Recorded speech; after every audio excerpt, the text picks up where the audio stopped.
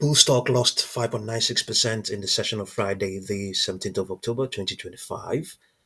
In the very short term, the stock has been on a downtrend, especially since the 30th of September 2025. As things stand right now, it doesn't have enough data, it hasn't been around long enough.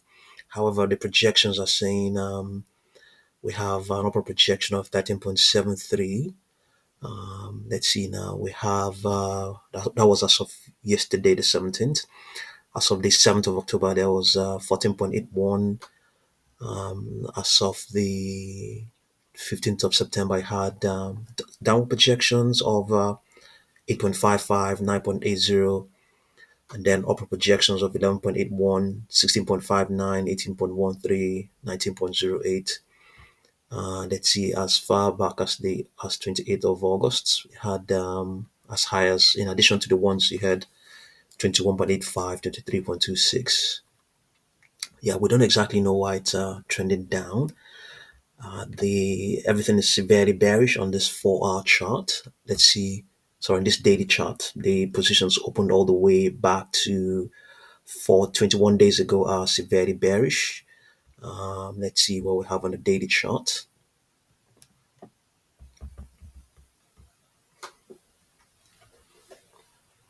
On the daily chart, there's extrapolations. It's saying that lower prices will continue to print up till the 20th, up till Monday the 20th, midday, and then it may have a brief bounce, and then the contraction or the downtrend may resume thereafter.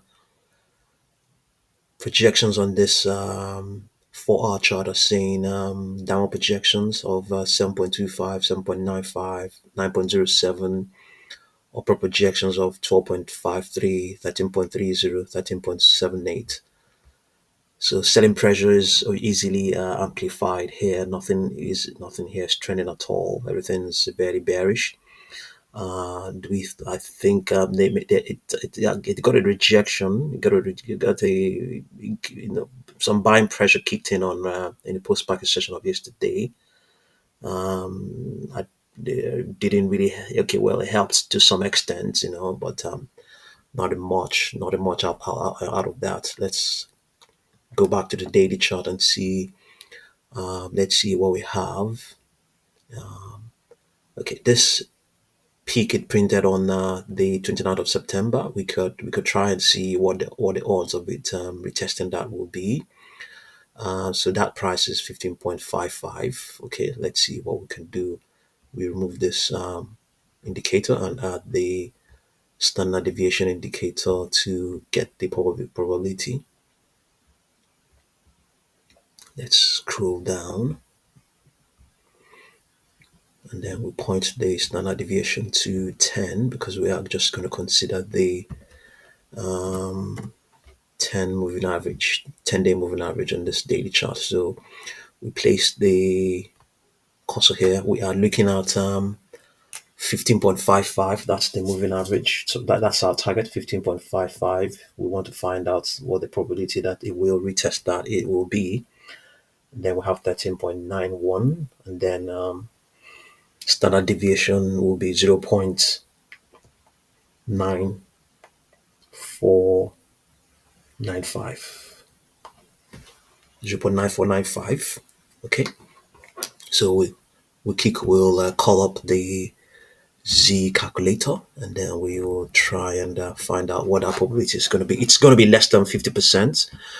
Yeah, probably down to maybe less than one, maybe around 1 point something percent. I could be wrong, but surely around those sort of levels. Very tiny probability, very tiny. 15.55 and 13.91, and then we have 0.9495. Okay, so yeah, I said it. Okay, yeah, okay, much better, much better. So the probability of it retesting 15.55 is 4.2, 4.20, 4.21, 4.21%. Yeah, within all of that, a lot can still happen. The probability of it remaining below 15.55 is very high, very high. But never say never, especially in the interim. I think I would say give it in the next 10 days.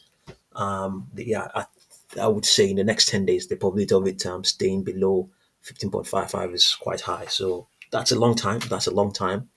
A lot could happen between then and now and then. A lot can happen between now and then. So, but the stock was trending at some point yesterday. Let's see what's going on.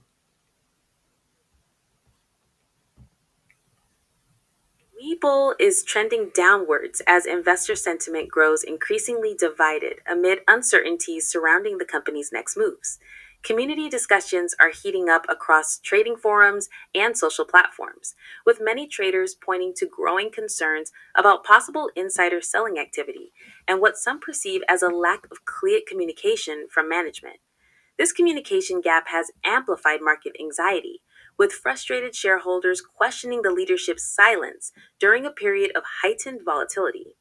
For some, this lack of transparency is a red flag, prompting talk of cutting losses or rotating capital into other fintech and brokerage plays. The stock's recent downward momentum has further fueled speculation about institutional positioning and potential selling pressure behind the scenes. However, not everyone is bearish. A faction of bullish traders sees the pullback as a potential buying opportunity, arguing that the underlying business remains strong relative to its valuation. They point to Webull's growing user base, platform expansion, and potential catalysts such as future crypto integrations or international market pushes as reasons for optimism. Some are also noting that short term sentiment may be overshadowing longer term fundamentals. Key discussion points among investors include speculation of insider selling. Rumors and trading patterns have some traders worried that insiders may be offloading shares, though official confirmation has been limited. Lack of communication. The absence of proactive updates or press releases from management during a downturn is eroding confidence for some holders. Price target debates. Traders are floating a wide range of targets, from further downside if sentiment worsens to sharp rebounds if catalysts materialize. Peer comparisons. Webull is being benchmarked against other fintech and broker platform stocks, with debates over whether its discounted valuation is justified or presents upside potential.